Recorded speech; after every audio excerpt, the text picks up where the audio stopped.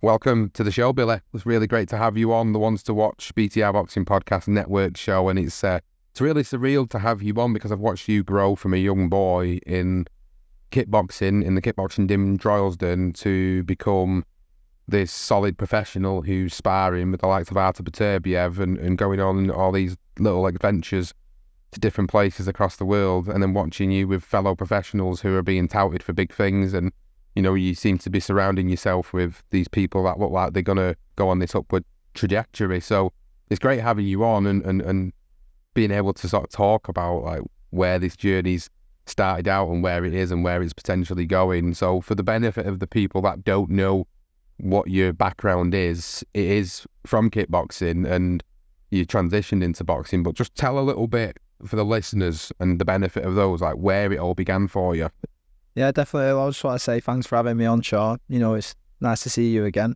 Like you said, you've seen me grow from a young boy, so it's a bit mad for me we're having this conversation. But yeah, it all started when I was, you know, my mum took me to the kickboxing gym. I always wanted to go to Northside, you know, being from Droylsden, like right near around the corner from Clayton. That was the thing. Like, Northside Boxing Gym was firing, you know, pure amateur champions, some professionals, you know what I mean? So it was like a thing. It was like going playing football, like go to the boxing gym. So then my mum just ended up taking me to the kickboxing gym instead. We had it was my best mate, Mike, at the time, you know. He went to the class first and his mum was like, oh, you should really bring Billy, he'd love it. So we went, and then I never looked back since. I picked it up very well. It was just like second nature to me. And then now we're here. Yeah, you're here, but in between though, you've done quite a lot, didn't you, within kickboxing? It wasn't just a case of you got in there, you trained, you became really fit. You actually went on and competed in tournaments, licensed tournaments, and actually won different accolades, didn't you? So what was that experience like for you doing that, and did that give you a taste of kind of what you felt was to come in the future? Yeah, definitely. Do you know what? From starting it so young and getting as I got older and stuff, you know, I just feel like knew I wanted to fight. That's all I wanted to do. As you know yourself, like I was always like asking for fights, and my instructor wanted me to get to a certain age before he wanted me to start fighting and that. And then once we started fighting, that's when it was like, yeah, this is what I want to do and this is what I'm here to do. This is what I was born to do, you know. But yeah, the tournaments were great. It's the experience for what I am now and the style I am now. Like I'm not a boxer, so I get a lot of things that my attributes are from kickboxing, the movement, the switching feet, you know. But yeah, I'm thankful for it all. But you transitioned over to the sport, and I remember when you first started considering this transition, I remember me and you chatting actually, because I knew quite a few people from doing the boxing media, and I remember you saying you were going to Pat Barrett's, Collyhurst and Mostyn, and that you were going to go over to Matthew Hatton's, and then there was just various different places to go and try out. So what was it like the first time you started going into the boxing gyms and tried to sort of adapt that fighting style? Well, you know, it's kickboxing and boxing, two totally different sports, but I've always been more better with my hands. I always used to throw a lot more punches and kicks, but I remember when I first went to Pat Barrett's gym and, you know, I was just on the bag in there, and like the trainers were a bit like shocked, took back by me, like they was like, "Have you never boxed before?" I was like, "Nah, I kickbox," and they was like, "Wow, you're really good." Do you know what I mean? You got potential there, and I was like, "Oh, nice." And he was like, "Do you not fancy switching?" And I was like, nah. And then I remember one night, because I only knew Tommy McDonough, who was the amateur coach at the time, and Calvin. And then I remember once I was on the bag, ripping into the bag in the circuit, and Pat walked in, but I didn't know who Pat was at this time. Yeah. And Pat's like, "Who's this kid? Who's this kid?" And I was like, "Oh, I'm a kickboxer, blah, blah." He's like, "What weight did you fight at?" And I was telling him, well, I was young at the time, and, you know, I used to fight at heavyweight. Yeah. I was a big kid, you know, I was like 16, I was like 95 plus key. So yeah, he's like, "Oh, I found my heavyweight, you come into the pros, So it just stemmed from there, really, you know. I started going to the pros. I only went to improve my hands for my fitness for my kickboxing fights, you know, because there's nothing like boxing, as I know now, even more fittest sport in the world and most disciplined. So yeah, that's all stemmed, really. It's been a journey so far, and you know, I'm watching from afar, and I'm seeing transition, and I'm seeing the professional fights start to rack up, and the wins are racking up, and I'm thinking to myself, Billy's going to be probably on TV this time in 12 months, and just going to like the shows recently, I've seen you being there, and you're in that environment, and you've made a recent transition to a new trainer, which we'll obviously talk about, and you're in a certain camp now, which is very famous across Manchester, and it's got some really fantastic fighters in there. And you've kind of come from, you've come from a different background. You've transitioned into this sport. You've started your professional career over at the Phoenix camp when the Phoenix camp was running, and then due to unforeseen circumstances, you weren't able to carry that career on here. So then you had to make that move, which must have been difficult, because trying to find the right trainer, even though there's plenty of great trainers across Greater Manchester and the Northwest, that must have been a bit of a difficult one for you. So how did you make the decision to move to where you are now? Do you know what? Yeah, I'm not gonna lie. Like when Robert left. What happened with Robert was a very tough time for me. I just had a fight. I just had 3 fights that year, blistered onto the scene. Like I was stopping kids left, right, and centre. And me and Robert, like we just gelled perfectly, and we really started to step things up. And then all that happened, and I went on holiday just before it all happened. Just as it happened, and I was like on holiday thinking, "Wow, what am I gonna do when I get home? Like what we gonna do?" And then I stayed here training with Charlie. Charlie took over for a bit, but we all knew Charlie wasn't going to be a permanent coach, so it was just like kind of slowing down what was going to happen. And I was just sat here thinking, like, where am I going to go? Who am I going to go to? Like, I don't want to gym hop. Do you know what I mean? I don't want to go there for a few weeks and think, oh, it's not for me, and then boom. So what really made me the decision was where the other lads went to. Most of the stable went to Joe Gallagher's. So I thought, if they're all going, then I need to go. I need to see what this hype's about. I need to see what this buzz is about.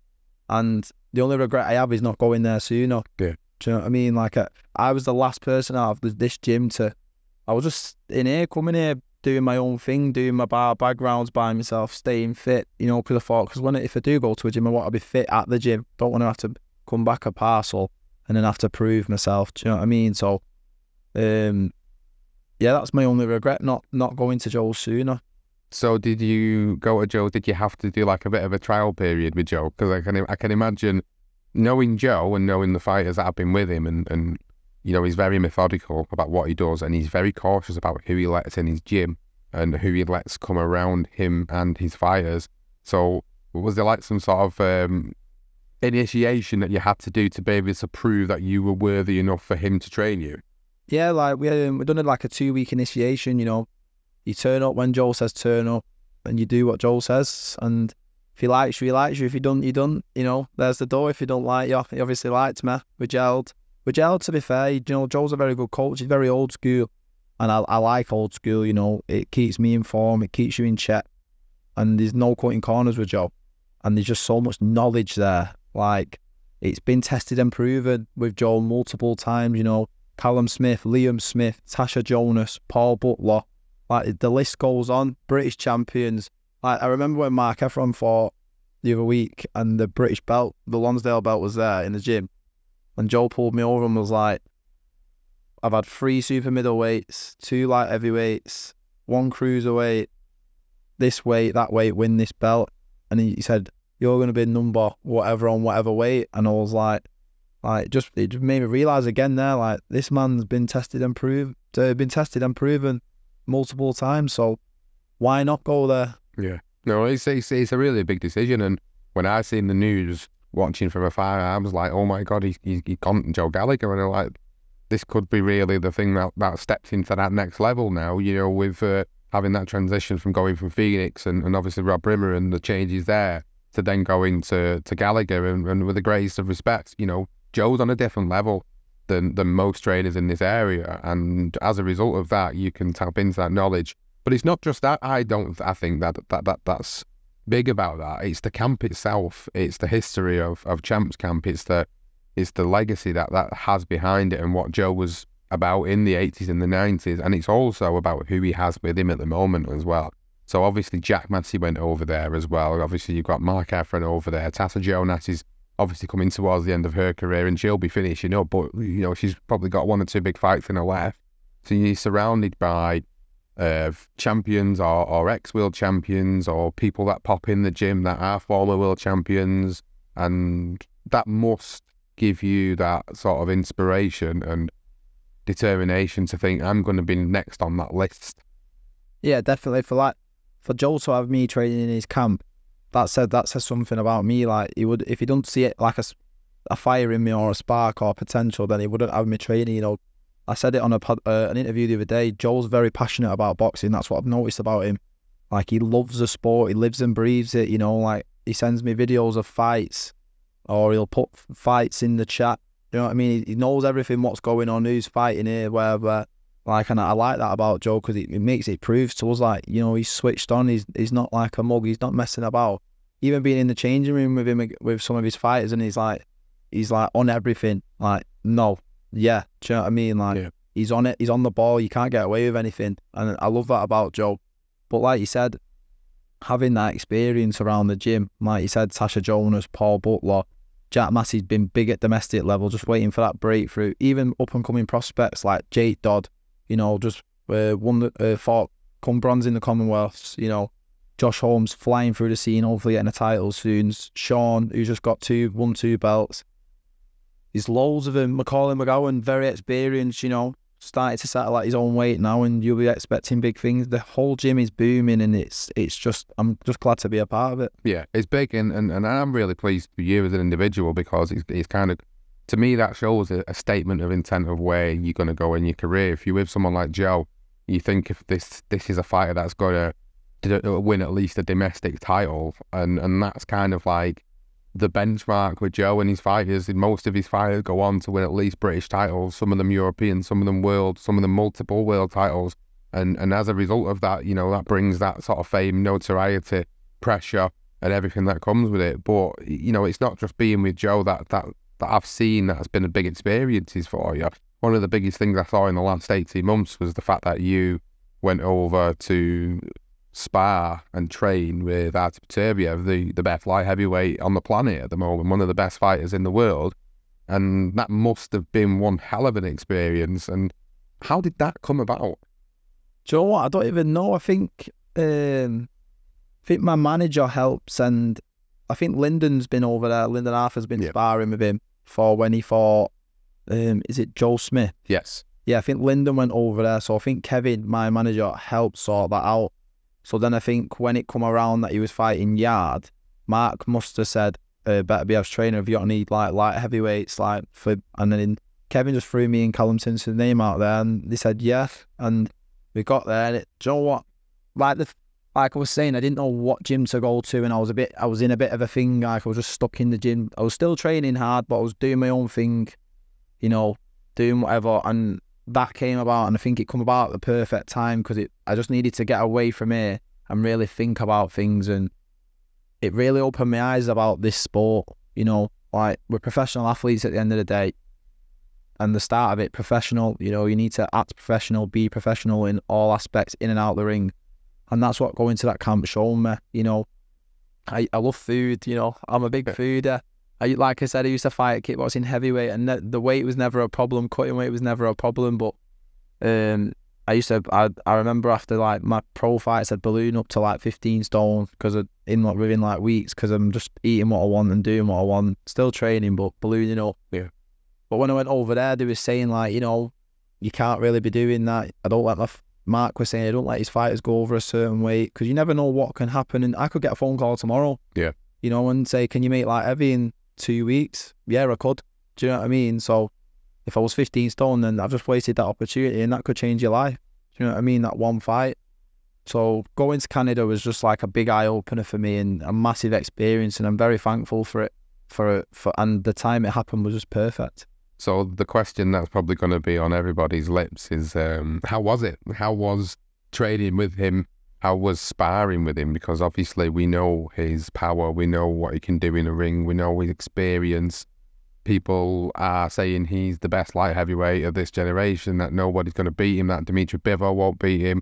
And he's got this big fight coming up with Callum Smith now rescheduled for January, and it's, you know, there's a lot of talk about him as an individual, but you've been there firsthand and experienced it. And I know sparring's different. I totally get it, and I totally understand that you're working on things technically. You're not always in there to knock lumps out of each other. But what was that experience like, and what was it like to share the ring with him? But, you know, going there, getting asked to go there, he's hearing all these stories like, oh, his power, and he's knocking all his sparring partners out. You know, I've never been stopped. I've never been beaten in my life in anything, you know, kickboxing or whatever. Never been dropped, never been hurt, you know, and I sparred big cruiserweights like Jack and that. And I was thinking, right, I'm hearing all these stories like, please don't get me here now all the way to Canada and you spar me out in the first spar. But nah, you know, it is true, like he hits hard. Like I was saying, I sparred with Jack Massey, you know, big punch and all for it. And it's just like different types of power, but I just think I would not want to be here in 10-ounce gloves. It's going to be either a very short night, or if you've got a chin and you can take a bit, it's going to be a long night, a grueling night. And it's just his presence, like he's just there. Yeah. It's just there. Like it's mentally draining, like his presence. It's like he doesn't take his foot off the gas. And it's like he's just going, fit off, fit off, fit off, fit. As the round's gone, it's like he's not budging, he's increasing the work rate. And it's like, go away.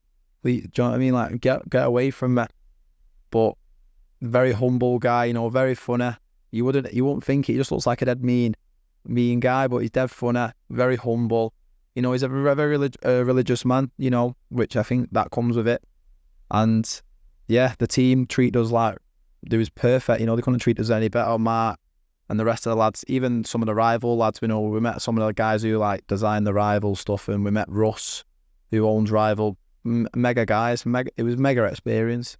Yeah, it's really, really good that you've got that at such an early stage of your boxing career, because I don't think many would get the opportunity to go over and spar with someone like Artur Beterbiev, and you and Callum go over and you get that great experience, and both of you are doing really well in your boxing careers. So coming to your boxing career now, professional fights, how many have you had now?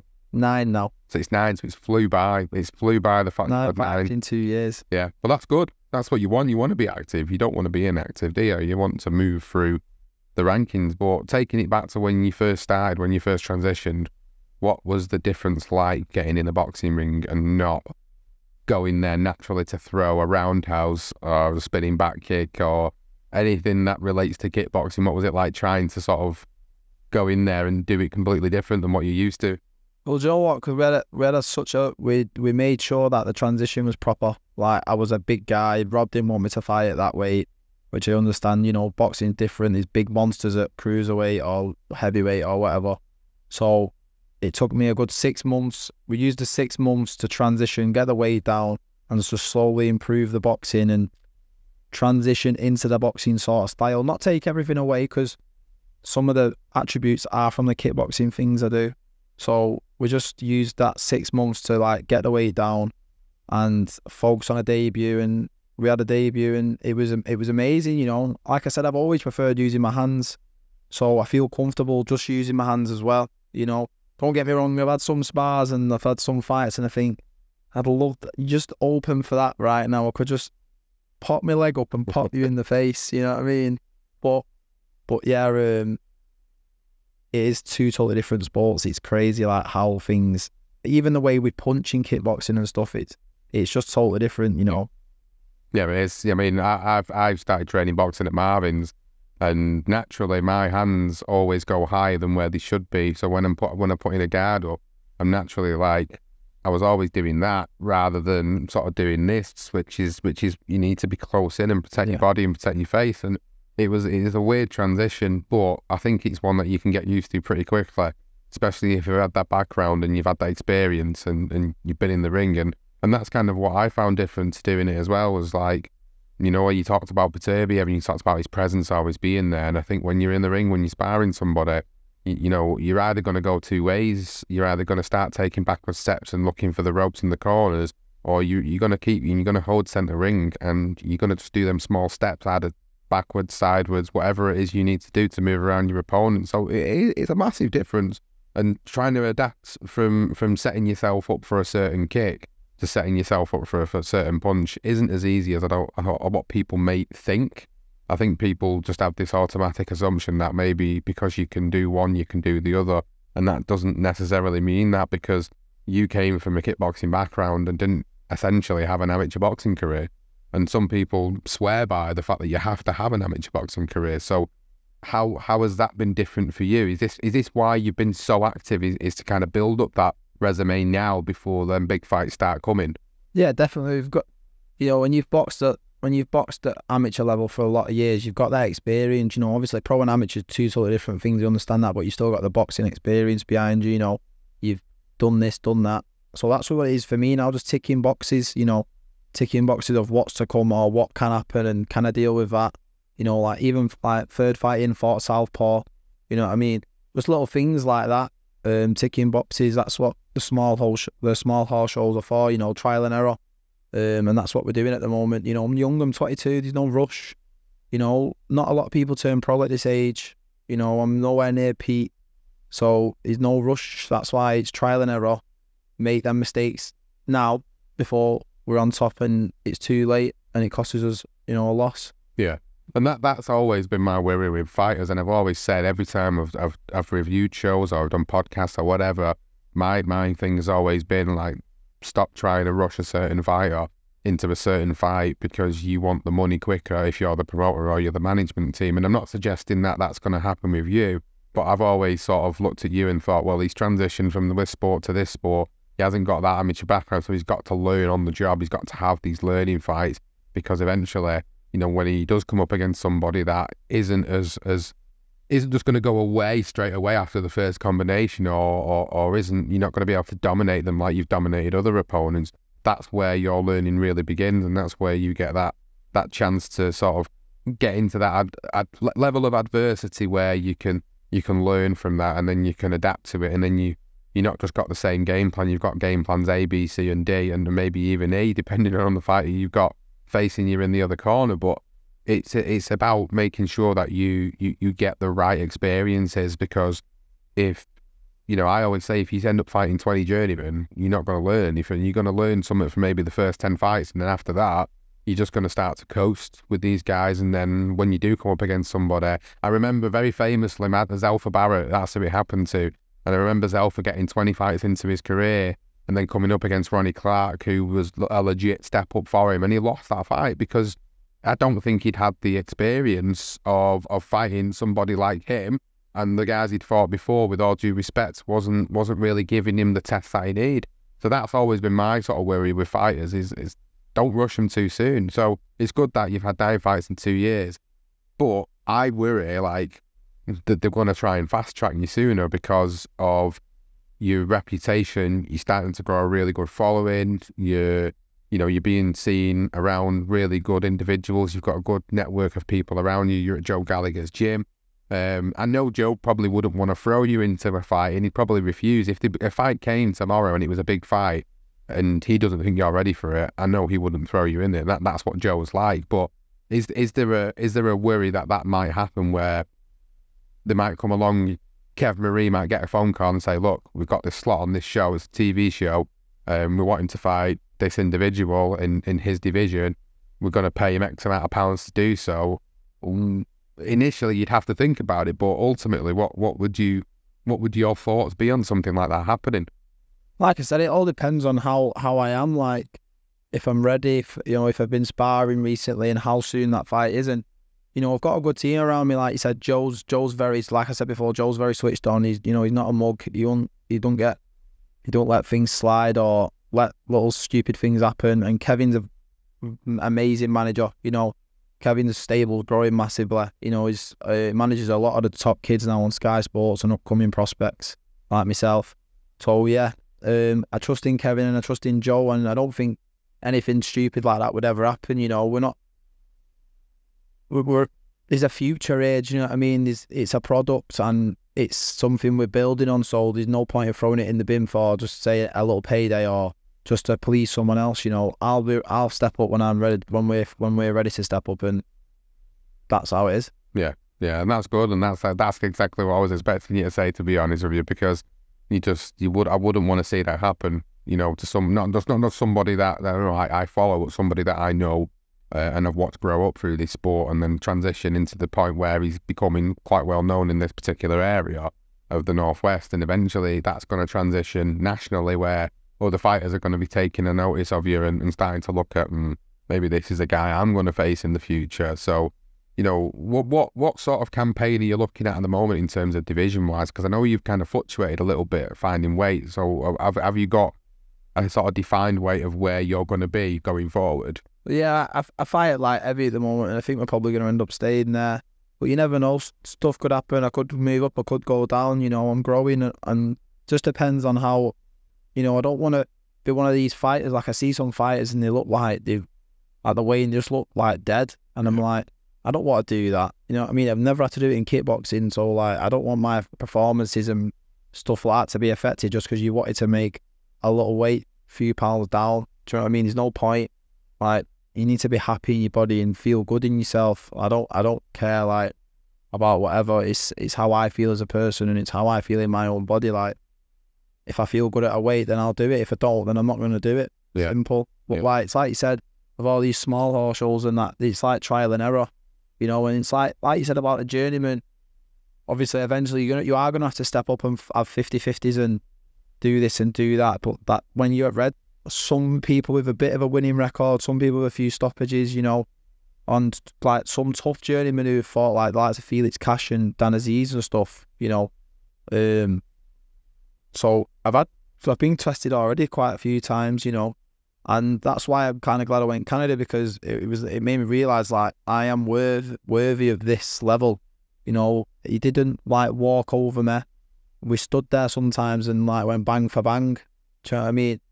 The trainer was looking at me after like, you're crazy, like, because I was stood there, you know, banging with him, and I'm like, that's just how I am. You know, I fight with passion. You know, I'm a tough kid. I've been around fighting all my life. You know, I've been fighting men since I was the age of 14, 15, as you know, sparring big men, heavyweights, you know, and I'm confident in myself, and going Canada just made me increase that confidence even more. So what is the immediate plan for you now? We've had 9 fights. We're sort of in the last quarter of 2023, and we've got obviously next year to sort of plan out where you're going to go. Ideally, where would you want to be by the end of next year? Hopefully on some sort of platform. You know, I think a few more fights, get into the 11s, the 12s, and then maybe we're ready for that little TV step up. You know, whoever wants to sign me, or if I get signed. But yeah, I think I'm ready for that little step up by the end of next year. You know, when I had my last fight, I was only with Joe like 2 months, so it's not really enough time to properly gel. And I feel like now we're properly gelled and things are coming together and improving all the time. You know, Joe's very happy with what I'm doing. Sometimes shouts at me for training too much because I'm not fighting. But, you know, I'm a young lad, you know, I want to stay in the gym and stay working. I know I'm not fighting and stuff, but it's just in my head, like, I feel like I'm slacking. But, you know, it is what it is. You need rest as well. But probably just like maybe at very end of the year, Christmas time, probably not even this year now, probably like February, March, next fight, take another box, get another 6-rounder, and maybe do an 8-rounder, you know, and just see where the ball goes. Yeah. Have you got a specific goal in mind with where you want to go eventually? Because I know everybody's different. Everybody has like a minimum benchmark of what they want to achieve. Some people say, you know, if you're in this to be nothing but a world champion, then why are you in this at all? What's your take on that? Nah, I'm not here to like just to do it for fun. You know what I mean? I'm here to like give it a go. Do you know what I mean? And whether I get to world title level or not, you know, I'm gonna give it my all and my best to get to that level. And I think really, truly, I will get to that level. You know, I'm worthy of that level. And like we said, I'm young, and I'm not putting a time cap on anything, and I'm not doing anything, because the more I do that, the more I put pressure on myself to rush. You know, I'm 22. Name a world champion that's under 25. There's not many of them. Exactly. So, especially not in big weight divisions like mine. There's all the lower ones. Yeah, there's all the lower ones, because there's only like a couple guys in that weight. Yeah. Like, look at Jake Dodd's weight, for example. You know, there's probably about 10 guys in the whole weight category, because he's only like this big. Poor fella. But yeah, so he can fast track through, do you know what I mean? Yeah. 2 fights and you like bum world title. Do you know what I mean? Like, that super middle to cruiserweight level is just, even domestically, like, it's rocking, isn't it? Yeah, It's really rocking. Them 3 weights are rocking at the moment. So it's like, you just got to take it fight by fight, because I don't want to be, I never lost in kickboxing, so I don't know, like, I do what I do this boxing unbeaten because I've never had that pill to swallow. Yeah. You know, I'd rather get my ass kicked in sparring than lose under them bright lights. Do you know what I mean? It'd be a very tough pill to swallow. But then again, was it Denzel Washington says if you don't fail, you're not working hard enough. So maybe I will fail and maybe I will come short one night, and that might make me an even better fighter or a better person for it. But you know, I've maintained undefeated in kickboxing, so I'd love to maintain that here. And I know it's a very hard sport to do that, but got to give it a go. Yeah, I mean, it's a big ask. I think sometimes fighters out there can be guilty of trying to hang on to that record. And I have always said records are for DJs and not for boxing, because, you know, we've seen, well, that's a good example of that would be last weekend, Smith Eubank. You're there to support your campmate, Mark Heffron, who's defending his British title. Jack Cullen, who's, you know, had some good fights. Then he lost his last fight against Diego Pacheco, stepped up, you know, against a really big prospect. And you think to yourself, well, I know I was watching it thinking, I think Mark's got this one. And then Jack pulls that punch quicker than what Mark does and stops him. And then all of a sudden, after having 4 losses on his record and 2 draws, he's British champion, Commonwealth champion. And that's how these things can go sometimes. So I think there's always an issue with, like, a lot of fighters do hang on to the fact that they want to stay that way. However, I think what you're trying to say here is like, look, I'd love to be undefeated, but if that doesn't happen, that doesn't happen. As long as I'm learning, as long as it makes me a better fighter, if I do end up taking a defeat, then that's the main thing out of it all. Because some other people have different mentalities, don't they? Some people might say, yeah, well, you shouldn't have that mentality. You shouldn't even thinking about the possibility of losing. But is that just not putting too much pressure on yourself as an individual? Yeah, of course. It's not that. Look at all the greats, like Mayweather and Joe Calzaghe. Like, there's 2 people. Rocky Marciano was the other one to retire undefeated. Do you know what I mean? Like, there's 3 people out of how many boxers, how many greats, you know, when there is arguments with, like, how Mayweather picked his fighters and when he fought them and that. Like, he fought Canelo when he was a baby. Do you know what I mean? I'm not saying he wouldn't beat Canelo now, but it'd be a totally different fight. Yeah. Do you know what I'm saying? Like, look at Canelo, the pound for pound at the moment, just lost to Bivol. No one's really bothered that he lost to Bivol, you know. He's lost to Mayweather, Drew with Triple G. Do you know what I mean? Like, and he's still one of the greatest ever and will go down as one of the greatest, probably the greatest Mexican boxer of all time. You know, when you've got the likes of Muhammad Ali, classic, you know, is he 3-time world champion? He was. 3-time world champion, so that means you got it, you lost it, you got it again. Yeah. You lost it, you got it again. Mike Tyson been beat, one of my personal favourite boxer, baddest man ever to live and step in that ring. Do you know what I mean? So even your domestic level people like Carl Froch, people like that, they've been beat. Tony Bellew been beat, but still achieved greatness. Do you know what I mean? A lot more than other people have. So I think, and what I'm trying to say is that if I could pick to be undefeated but not a world champion, or to be beaten and become a world champion, I'm obviously going to pick the beaten and world champion because that's more important. It's not how you get there. It's not the journey that matters. It's if you get there or not. Yeah. Do you know what I mean? Exactly. Like,